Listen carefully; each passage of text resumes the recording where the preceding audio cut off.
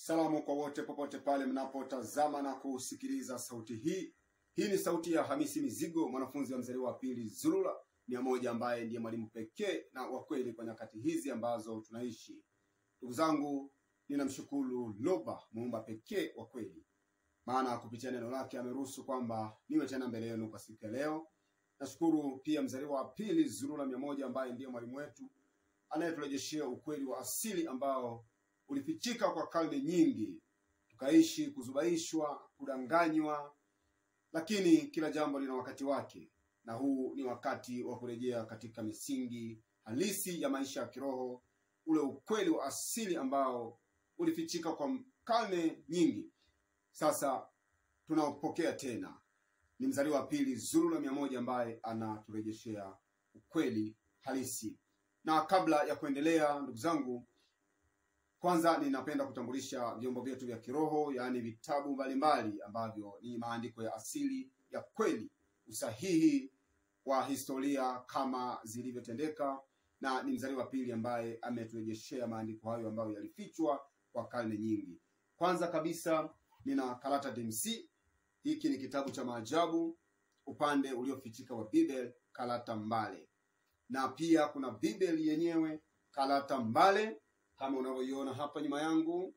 Lakini kuna vitabu mbalimbali vya mitume na manabii wa kweli, historia zao kwa usahihi, yote yamerejeshwa. Kwa hiyo hakuna kinachokosekana, ukweli wote upo tayari. Unaweza ukaagiza vitabu hivi, ukajipatia na ukaendelea kusoma, kuchunguza na kujiridhisha kulingana na haya ambayo unayasikia kila wakati tukizungumza katika mitandao mbalimbali ya kijamii. Kupitia tovuti ya lezedisiozulula.com unaweza kuagiza vitabu hivi na ukavipokea popote pale unapopatikana. Na kwa siku ya leo, ndugu zangu, mafundisho yetu tutayapata kutoka Karata DMC, kutoka kitabu cha maajabu. Ni kitabu cha maajabu kweli kweli, kwa sababu ndani ya kitabu hiki kila mhusika anazungumza yeye mwenyewe yale aliyoyaishi wakati wa uwepo wake katika hali hii inayoonekana kwa usahihi. Kwa hiyo mafundisho yetu tutayapata Karata DMC, kitabu cha maajabu. Na somo letu la siku ya leo litakuwa na ujumbe ambao unasema neno la Loba katika maisha ya kila siku. Tutasoma katika Byala Bamunia sura ya 16, tutaanzia mstari wa kwanza na kuendelea. Byala Bamunia ndio ile ambayo katika Biblia za kisasa walibadilisha wakasema kwamba ni mithali, lakini katika maandiko ya kweli ni Byala Bamunia. Neno la Loba katika maisha ya kila siku ndio ujumbe wetu wa siku ya leo. Mstari wa kwanza unaanza kwa kusema, watu hupanga mipango mkato, lakini neno la Loba ndilo lenye neno la mwisho. Nukta. Ninapenda kusema kwamba katika maisha ya hali hii inayoonekana, watu tunaweza tukatarajia kufanya mambo kadhaa, ukawa na malengo au mambo unayotarajia kuyafanya, lakini tuwe na ufahamu kwamba mipango yote ambayo tutaipanga sisi kama watu wa hali hii inayoonekana, malengo na matarajio yetu yote ambayo tunaweza kuwa nayo, tuwe na ufahamu kwamba ni neno la Loba ambalo lina uamuzi wa mwisho kuhusiana na malengo, mipango na matarajio yetu yote, kwa sababu ni neno la Loba ndilo ambalo linadhibiti na kuongoza maisha ya watu katika hali hii inayoonekana. Haijalishi unaishi katika hali gani, haijalishi unaishi katika mazingira ya namna gani, lakini ikiwa unapumua, ikiwa unakula, ikiwa unalala na kuamka, uwe na uhakika na uelewe jambo hili kwamba ni neno la Loba, muumba pekee wa kweli, ambalo linafanya tunaishi na linafanya kwamba unapanga mipango yako na inaenda vizuri. Katika mstari wa 2,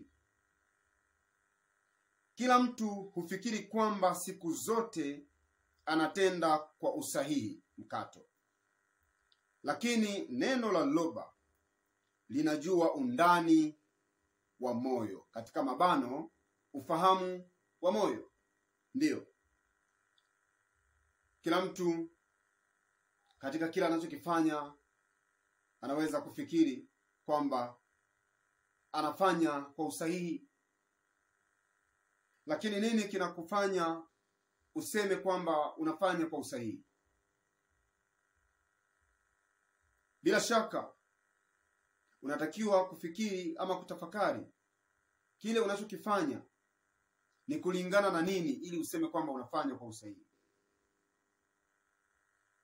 Ikiwa ni kulingana na neno la Loba, basi ni vizuri. Na ikiwa si kulingana na neno, hakuna usahihi katika kile ambacho nakifanya.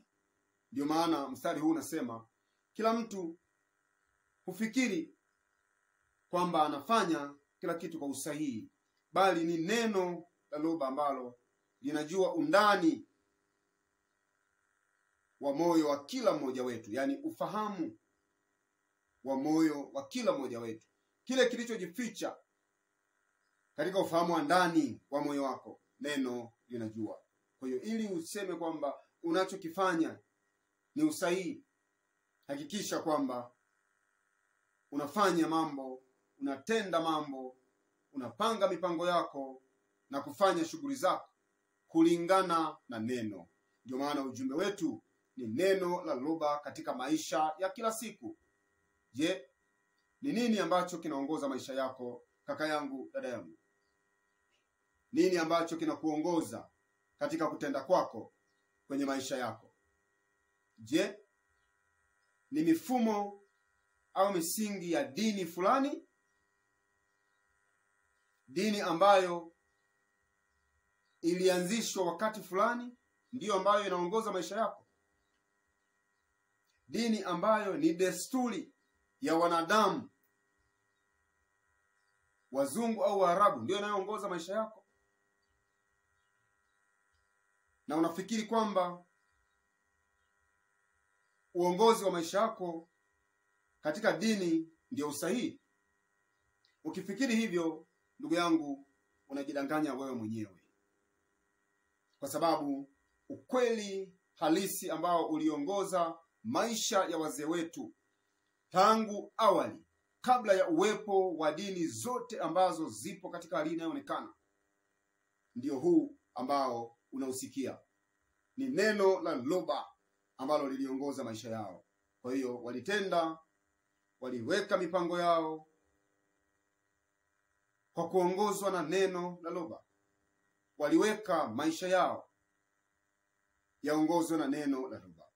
Na ikiwa ukweli huu umerejea tena kwetu kwa nyakati hizi, kaka yangu na dada yangu,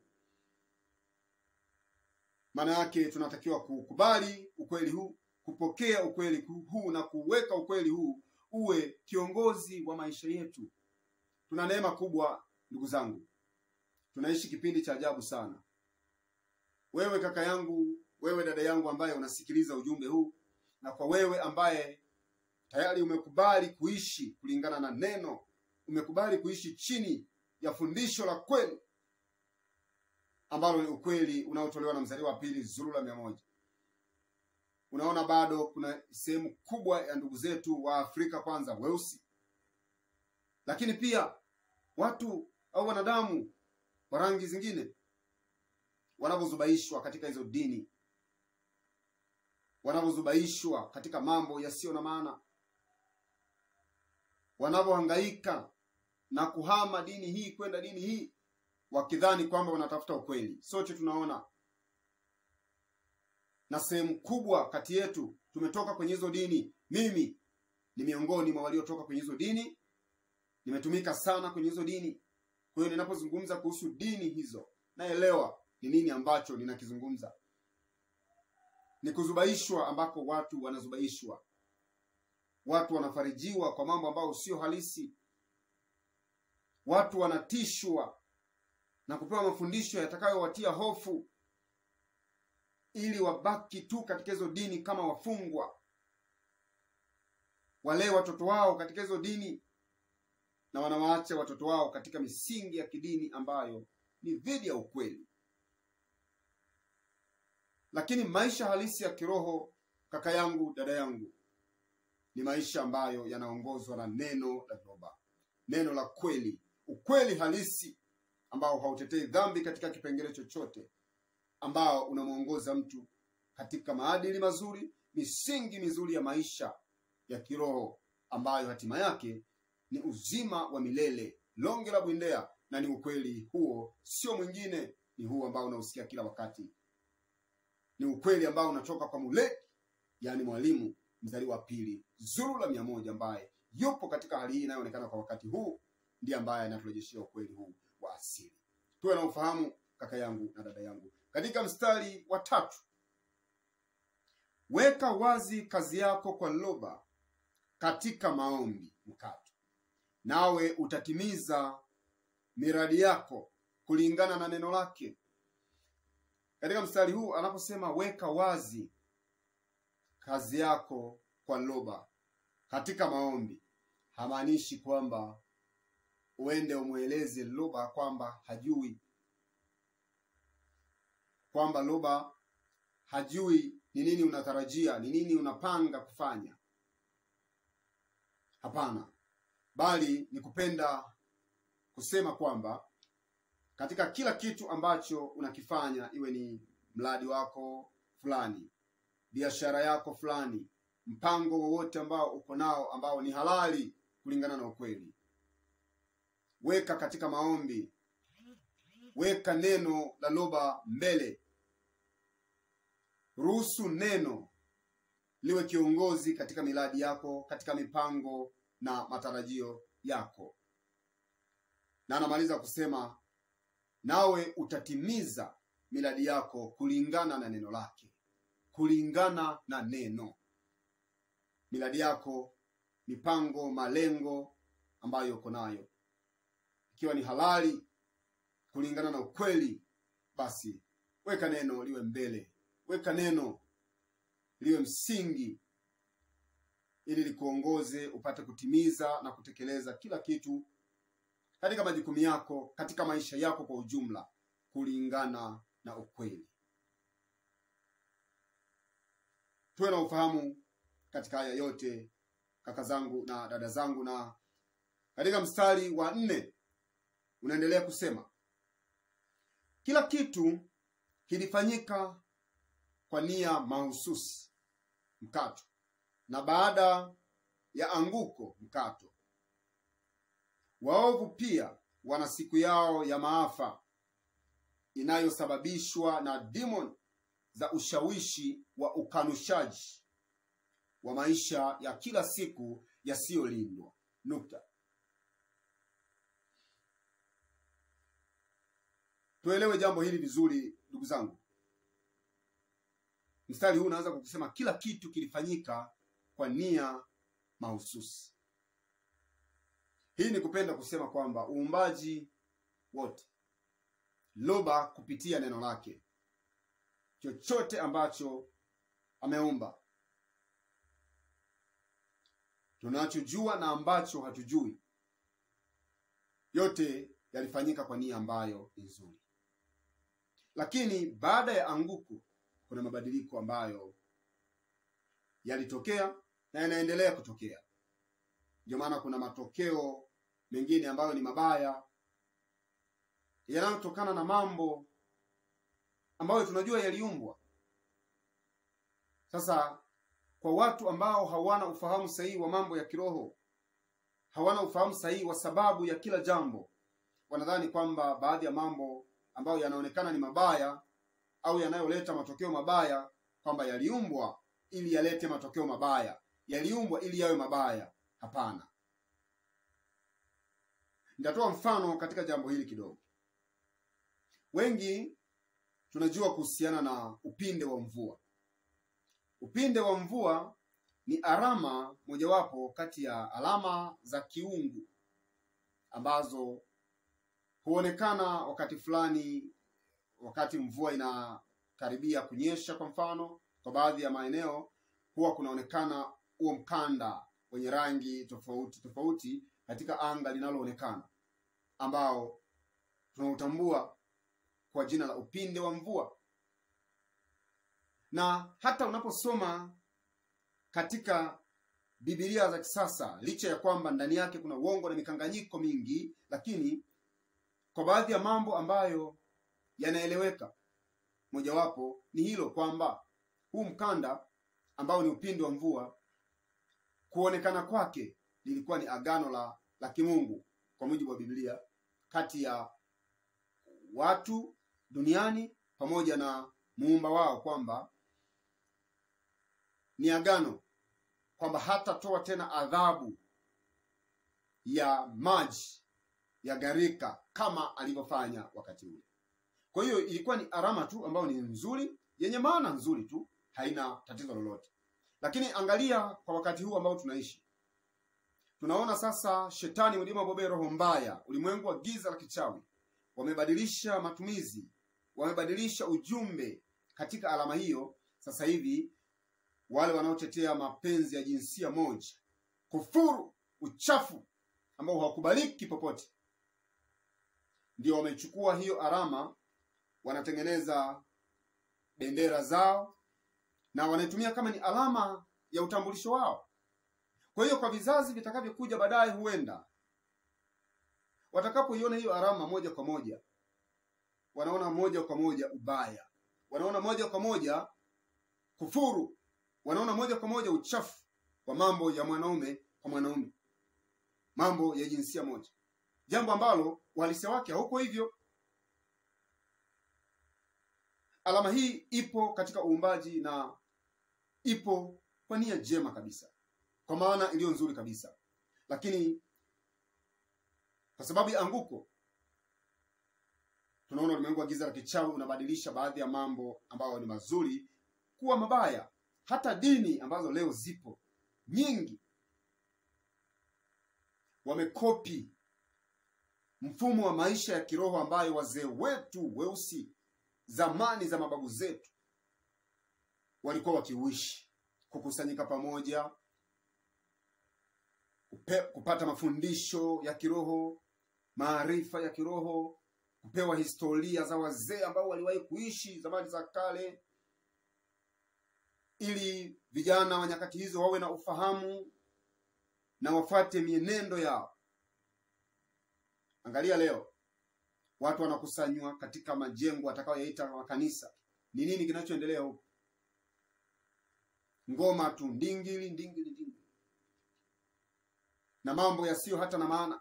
Wamejazana kwenye hizo dini, kwenye hayo makanisa watakayoyaita. Ni masengenyo, ni uwivu, ni uzinzi, uasherati na mambo yasiyofaa ambayo yako wazi mengine. Niliona video fupi mtandaoni ya mmoja anajiita nabii, anazungumza bila hata hofu kwenye mitandao ya kijamii kwamba kuna mchungaji mwenzake akamuita sehemu wakutane waonane. Ameenda, wamekutana, yule mchungaji mwenzie ambaye ni mwanaume mwenzake anaanza kudhihirisha hali ya kutaka kutengeneza mahusiano ya kingono na mchungaji mwenzie ambaye ni mwanaume mwenzie. Hao ni viongozi katika hayo watakaoita makanisa. Tunapozungumza haya mambo, ndugu zangu, wengi wanakuja juu na kuzungumza dhidi yetu sana. Wanafikiri sisi tunatunga, wanafikiri labda tunalipwa ili tuje tuzungumze mambo haya. Ndugu zangu, mimi nilikuwa katika hizo dini, nimetumika kwenye hizo dini, nimepata neema kubwa ya kujua huu ukweli.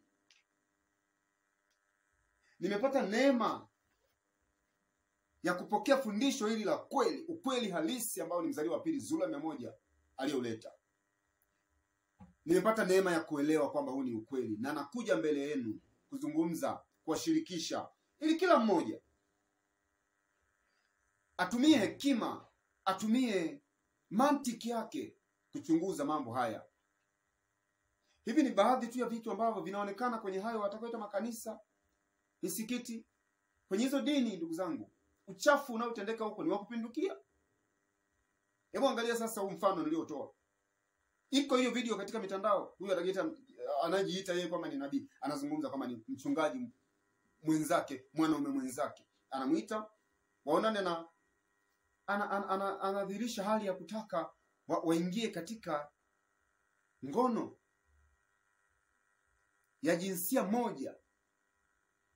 Alafu hao ndio wanaosimama kuhubiria watu wengine, ndio wanaosimama kuwafundisha watu wengine, ndio wanaosimama kuwaongoza watu wengine, eti wanawapeleka katika uzima wa milele, eti wanawapeleka mbinguni. Ndugu zangu, ni mbingu gani mnapelekwa? Ndugu zangu, mnazubaishwa katika hizo dini, mnazubaishwa ndugu zangu, mnazubaishwa. Amkeni Waafrika wenzangu, weusi wenzangu, amkeni. Kuna wazungu wengi ambao wamekubali kwamba huu tunaohubiri ni ukweli, na wanaishi kulingana na ukweli huu. Wamekubali kujitenga na asili mbaya za mababu zao ambao waliiba historia ya watu weusi, waliiba maandiko yanayohusiana na watu weusi, wakabadilisha wakafanya kwamba ni ya kwao. Baadhi ya wazungu ambao wameelewa hayo, wamejiridhisha kwamba huu ni ukweli, wamekubali kujitenga na asili zao ambazo ni mbaya, na wamekubali kuishi kulingana na ukweli huu. Ndio maana katika video mbalimbali ambazo tunaweka kwenye mitandao ya kijamii, mnaona tunazungumza kwamba mambo ya kiroho ni swala la rangi. Weusi ndio taifa la muumba wa kweli. Maandiko yote ambayo yanasomwa katika dini mbalimbali ni historia za watu weusi, historia za mababu zetu ambazo waliiba, wakabadilisha, wakazifanya kwamba ni za kwao. Tunaposema haya, mnakuja kusema kwamba nyinyi ni wabaguzi. Lakini nyinyi mnaosema wabaguzi, haiwashangazi tena kuona kuna wazungu ambao tena wanahubiri ukweli. Kuna wazungu ambao tuko nao pamoja katika ukweli. Huo ubaguzi unatokea wapi? Huo ubaguzi unatokana na nini? Ni ukweli ambao ndivyo ulivyo, unapaswa kujulikana na watu waishi kama ulivyo. Amkeni ndugu zangu, amkeni weusi wenzangu. Ni mambo ya kutumia mantiki, kwa sababu umeumbwa, una uwezo wa kuchanganua sasa lipi jema, lipi baya. Sikiliza, chunguza, ujiridhishe wewe mwenyewe. Katika mstari wa 5 nasema, Mudima Bekokisedi huwachukia watu wenye kiburi. Nukta mkato. Tunaweza kuwa na uhakika kwamba hawatakosa kuadhibiwa. Nukta. Mudima Bekokisedi ni roho wa adhabu, yule ambaye katika dini mbalimbali watasema kwamba ni malaika wa kifo, malaika wa adhabu na kadhalika, lakini kulingana na ukweli utambulisho wake ni Mudima Bekokisedi, yani roho wa adhabu. Anawachukia watu wenye kiburi, walio dhidi ya ukweli, wanaodhihirisha mambo yanayosapoti jitihada za shetani. Mudima Bobe, roho mbaya, kusababisha watu wafe kifo cha kiroho, wanaoendelea kuchochea dini, wanaoendelea kuhubiri uongo na kuwaongoza watu katika njia za upotofu, wanaotusi ukweli huu wanapousikia, wanaojiinua na kujiona kwamba wao ndio wao.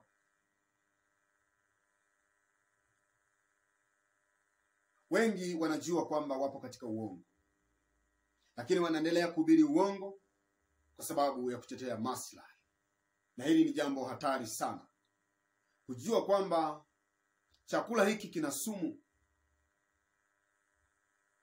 ukiwapatia ndugu zako wanakufa, alafu kwa sababu wewe umelipwa, umepewa pesa, au kwa sababu kuna maslahi unayoyapata wewe, unapeleka hicho chakula hivyo hivyo ili ndugu zako wale wafariki kwa sababu ya maslahi yako. Huu ni mfano.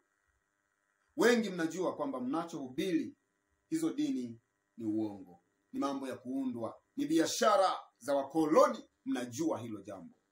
Walioleta hizo dini ndio waliokuja kuwatawala wazee wetu, kuwaweka katika utumwa na kufanya mambo yaliyo mabaya sana katika Afrika ya mababu zetu. Kwa wazee wetu walifuta utambulisho wetu na kutufanya kana kwamba sisi ni watu wasio hata na chimbuko.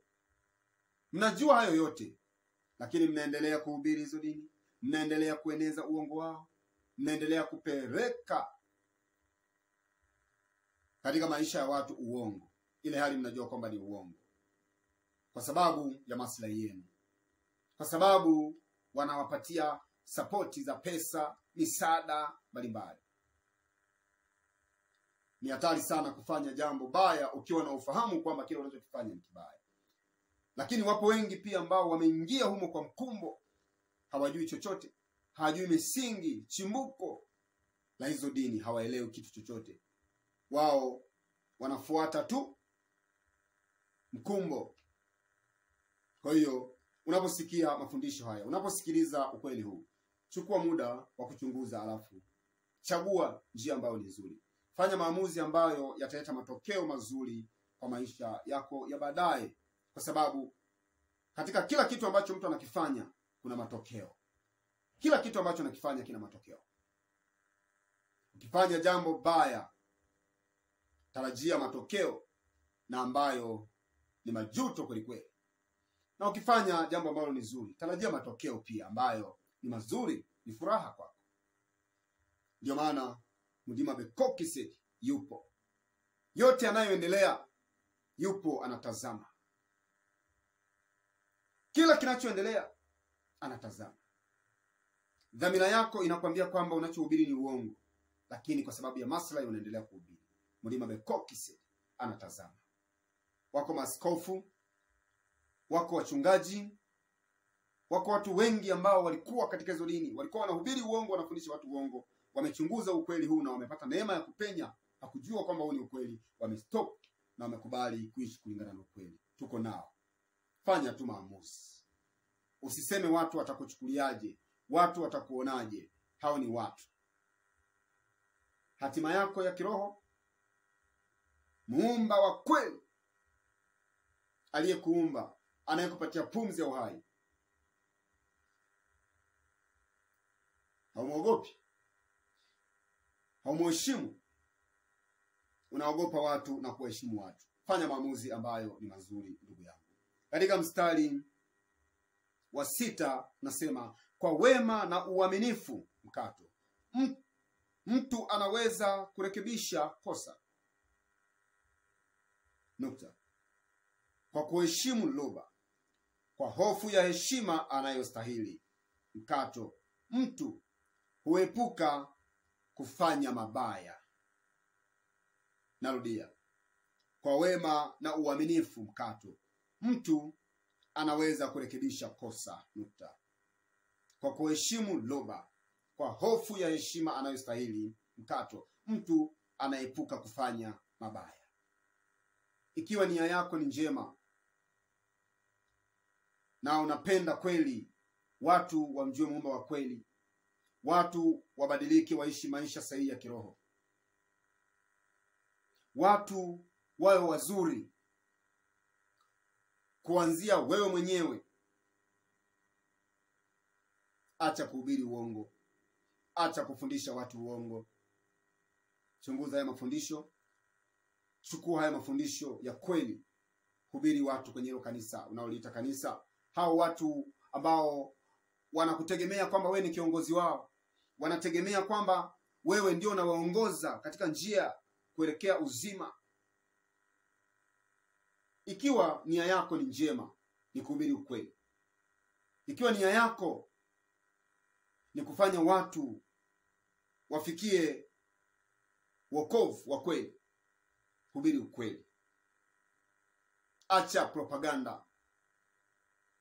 Usidanganywe na hizo elimu za kidini ambazo zipo katika dunia hii. Baada ya kuunda uongo na kutengeneza uongo, walitengeneza na mifumo yao ya elimu kuwafunza watu kile wanachotaka watu wakiishi, kile wanachotaka watu wafundishwe. Kwa hiyo unapoenda unasoma, utaita Bible studies, theolojia na mambo mengine, unasoma, wanakubalisha wanasema stashahada, watakupatia na cheti kwamba umefanya vizuri. Sasa chukua Biblia hii, chukua kama ni Qur'ani hii, nenda sasa ukafundisha watu yaliyoko humu ndani, ambayo wao waliyaunda, ambayo wanajua ni uongo. Basi unajiona kwamba una akili, una maarifa, unaenda kuhubiria watu kile kilichoandikwa katika vitabu vya dini, ambacho mantiki yako inakuambia kabisa kilitengenezwa, kuna uhalisia wake. Angalia mfano mwingine huu. Nitatoa mfano kidogo. Mhusika mmoja ambaye anaitwa kwa mfano Mormon, jina lake la kweli anaitwa Mormon. Wakristo walitengeneza historia yake, wakabadilisha, wakasema wanamuita kwamba ni Suleiman au Solomon, na kulingana na Wakristo ni mzungu. Lakini Waislamu tena wakasema mhusika huyo wanamtambua na wanakubali uwepo wake, alikuwepo, na wanamjua kwa jina hilo hilo Suleiman. Lakini wao wanasema huyu Suleimani sio mzungu, ni Mwarabu, lakini ni mhusika mmoja. Dini hii inasema alikuwa ni mzungu, dini nyingine inasema alikuwa ni Mwarabu. Hamjiulizi sasa Suleimani wa kweli alikuwa ni mtu wa jamii gani? Alikuwa anaitwa nani? Hamjiulizi. Ndio maana tunasema kwamba walibadilisha historia za wazee wetu. Mhusika huyu jina lake la kweli anaitwa Mormon, na ndiye aliyeandika kitabu hiki ambacho tunapata mafundisho siku ya leo, Biala Bamuni Mithali. Mormon ni mweusi, mtu wa jamii yetu ya asili nyeusi. Waarabu wakasema ni Mwarabu, wazungu wakasema ni mzungu, na kila dini inatengeneza historia yake kumhusu. Hamuelewi mambo haya ndugu zangu? Amkeni. Hivyo hivyo kwa hiyo atakaita Yesu. Wakristo, huyo Yesu ni mzungu mwenye nywele ndefu na macho ya blue, na anaitwa Yesu, Jesus. Waarabu wanamtambua, ndio, wanakubali uwepo wake, ndio, lakini kwao kwanza ni Mwarabu, sio mzungu. Alafu pili, haitwi Yesu, anaitwa Isa bin Maryam, lakini ni mhusika huyu mmoja. Watu wamwamki, watu wamshtuki. Utambulisho wake wa kweli huyu mhusika uko wapi? Anaitwa Jokisabe, ni mtu mweusi. Walibadilisha historia, kila dini ikatengeneza historia yake kwa namna ya kujinufaisha, lakini anaitwa Jokisabe. Amkeni ndugu zangu, amkeni. Usio muda wa ujinga tena. Amkeni, chunguzeni, muishi kulingana na ukweli.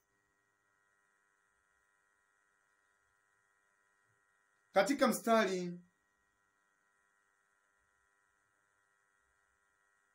wa 7 nasema, neno la loba linapoidhinisha mwenendo wa mtu fulani mkato, linampa uwezo kiroho juu ya adui zake.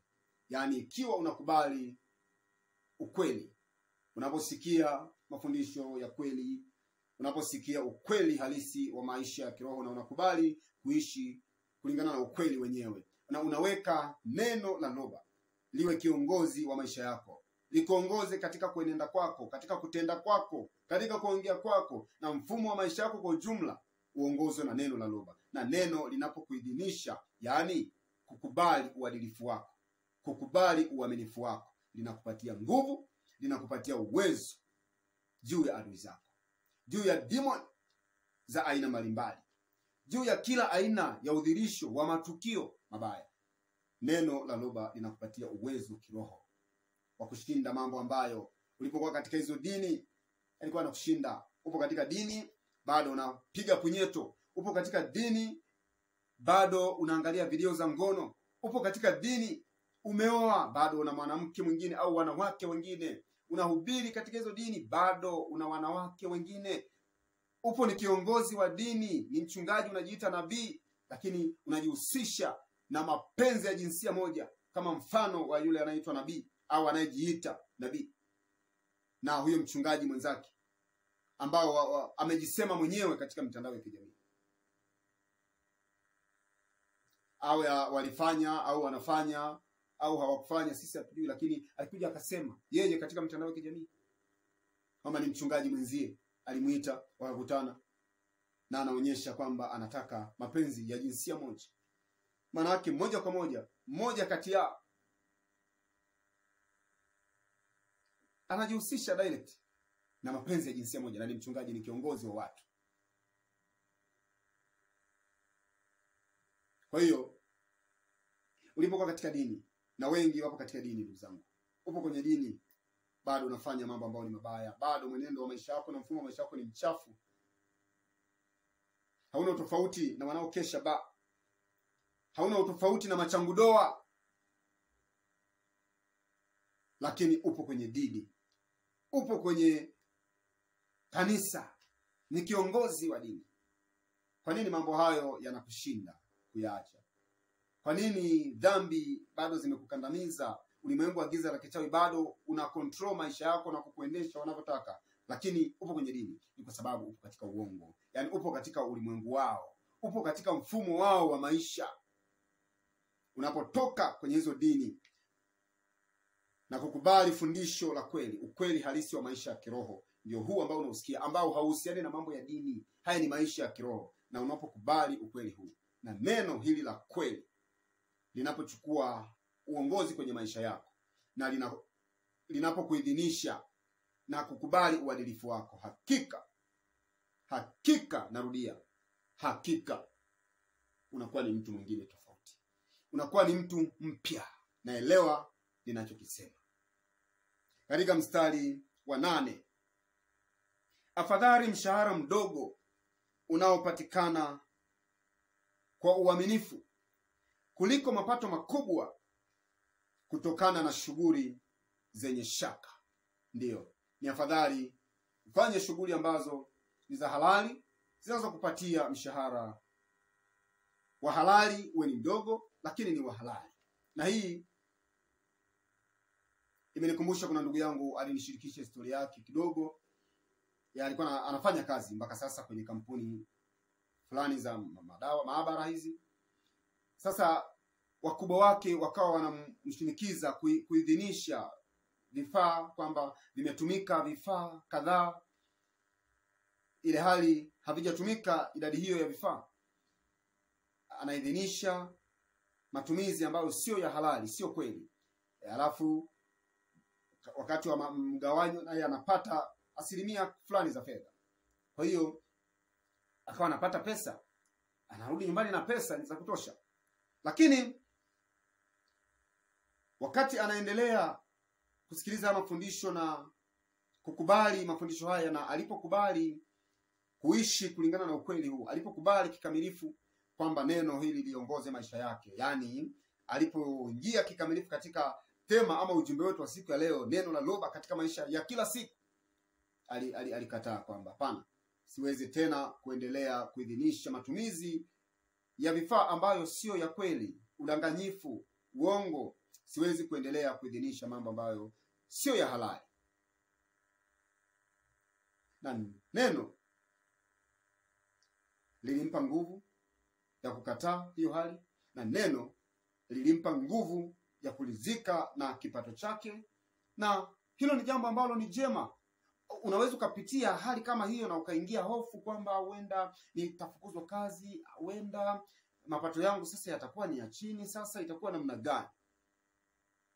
Lakini ni afadhali mshahara mdogo ambao unapatikana kwa halali kuliko mapato makubwa kwa shughuli ambazo si kulingana na ukweli. Kwa hiyo ni vizuri kuweka neno la kweli katika uongozi kwenye maisha yako kwa ujumla, ili mwenendo wako na mfumo wa maisha yako wote uwe ni kulingana na ukweli halisi. Katika mstari wa 9 ambao ndio mstari wetu wa mwisho kwa siku ya leo, ndugu zangu, unasema, mtu mnyofu anayejulikana hupanga mipango mkato, na neno la Loba huongoza kutekelezwa kwayo. Nukta. Mtu mnyofu ni mtu wa namna gani, ndugu zangu? Mtu mnyofu ni mtu ambaye anayenenda kulingana na ukweli. Mtu mnyofu ni mtu ambaye maisha yake yako chini ya uongozi wa neno la kweli, yako chini ya uongozi wa uhalisia wa maisha ya kiroho. Ndiyo mtu ambaye kila anachokifanya ni kulingana na ukweli. Ni mtu ambaye hadhihirishi mambo mabaya au hatendi dhambi kwa kukusudia. Ni mtu ambaye anaweka katika kazi sheria na maagizo ya neno la Mungu. Ndugu zangu, huu ni ukweli halisi. Kwa hiyo unapokubali kuwa mtu mnyofu, kutembea kulingana na ukweli, unapanga mipango yako, unaweka matarajio yako, unakuwa na malengo yako, lakini neno ambalo ndiyo kiongozi wa maisha yako, neno la Loba ambalo ni mwongozo sahihi wa maisha halisi ya kiroho, linakuongoza au linaongoza kutekelezwa kwa mipango yako yote. Hakika huu ni ukweli halisi, na ndivyo neno linavyotutaka tuwe, ndugu zangu. Neno la Loba katika maisha ya kila siku. Kubali ukweli, fanya maamuzi, ishi chini ya fundisho ambalo linakuongoza kubadilika kuwa mtu safi. Ukweli ambao unaposikia unakutakasa na kukuongoza kikamilifu katika longe la bwindea ile ambayo wataita uzima wa milele. Ndugu zangu, ni hayo kwa siku ya leo. Ikiwa una swali, basi usisite kuandika chini ya video hii. Uliza swali upate majibu. Mimi ni mtu huru, nimejua kweli imeniweka huru.